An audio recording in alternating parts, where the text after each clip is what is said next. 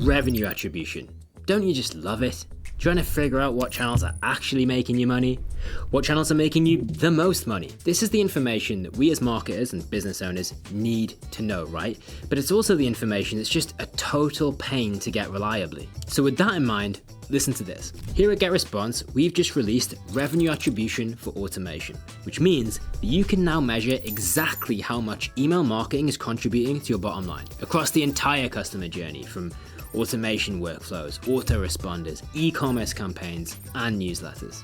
So, in this video, I'm going to walk you through why this matters, how you can view the feature inside the GetResponse platform, and then the nuts and bolts of how it all works. Okay, so first, why does this matter? Well, because here's the honest truth about the metrics that we've been using. Open rates are inflated. Our own data shows that 30 to 40% of email engagements come from bots, not real people. And Apple's mail privacy protection has been auto-opening emails in the background now for quite a while, which has pushed up average open rates by over 12 percentage points between 2023 and 2024. So whilst the numbers look great on paper, they're just not the full story. And anyway, even if the metrics were perfect, they'd still be missing something pretty big, because most revenue doesn't come from one-off campaigns, right?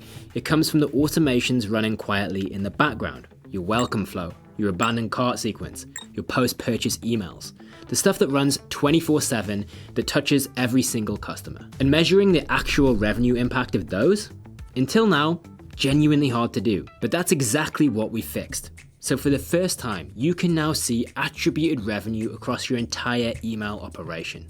Automation workflows, autoresponders, e-commerce campaigns, newsletters, all of it in one place. Alright, so let me show you exactly where everything lives. Right here in Reports e-commerce, you can see your attributed revenue broken down by source.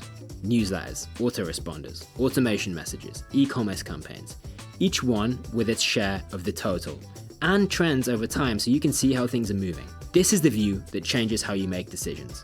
Inside your automation dashboard, each workflow now has an attributed revenue column. At a glance, you can now see how much money each individual journey is generating. Super useful for a quick gut check across all your flows. If you want to go deeper on a specific email, head into Reports, pull up any message, and scroll down to the attributed revenue section. You'll see three numbers that actually matter. First, total attributed revenue.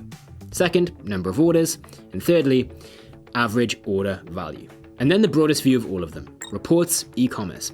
This is where you see revenue across all your email activity, broken down by message type with trend data over time. You can also compare your email attributed orders against your total store orders, which gives you a really clear picture of how much your email program is contributing to the business overall. And all of this works within GetResponse e-commerce integrations. No complicated setup needed beyond just flipping a toggle per message. Okay, so let's just take a moment to cover the nuts and bolts in terms of how this actually works if you're interested. When someone clicks a link in one of your emails, a timer starts. That window is called the attribution windows, so set that to 5 days by default. If they make a purchase before that window closes, the revenue gets credited to that email. You can adjust the window under Tools, e-commerce tools, Settings to match your own sales cycle. A store selling impulse buys might shorten it. If your customers tend to take longer to decide, then you might want to extend it. A few things that are maybe worth knowing about how this is calculated.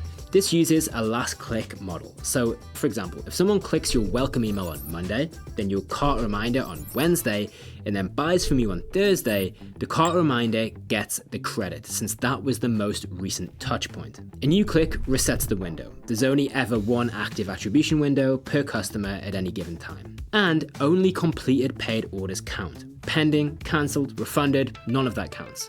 So what you see is the real finished transactions only. So what does having this data actually change in practice? Let's take your welcome flow as an example. Somebody joins your list, gets a sequence of emails over a few days, and then makes their first purchase. Before, you'd have a rough sense that it was working, but which email was it that actually converted them? Well, now you know, and that changes how you optimize the whole thing. Now let's think about cart abandonment emails.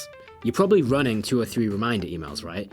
But which one is it that's actually recovering the sale? Was it the first nudge? Was it the one with the discount? The final urgency push?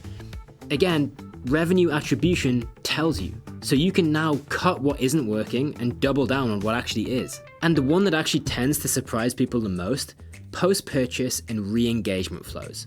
These are the automations that fly under the radar, but they actually drive repeat purchases and bring dormant customers back to the buying cycle. And that has a real impact on lifetime value. Now, instead of just hoping that they're working, you can actually prove it. And this is what allows the shift from our engagement is up to our emails drove X amount in revenue this month.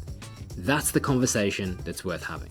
Okay, so folks, if you like what you've just heard, then you need to know that the revenue attribution feature is available right now on the marketer plan and anything above that plan now. If you've already got a GetResponse e-commerce integration set up, you can switch it on today, open any email, and go to the tracking section in the messaging settings and enable a toggle. Done. Not on GetResponse yet? Then there's a free trial link in the description of this video, so make sure to go and check it out. If you've got any questions, then please let us know. Drop us a comment in the video. We will read all of them and get back to you and do our best to help you. But until then, we will see you on the next one. Happy marketing.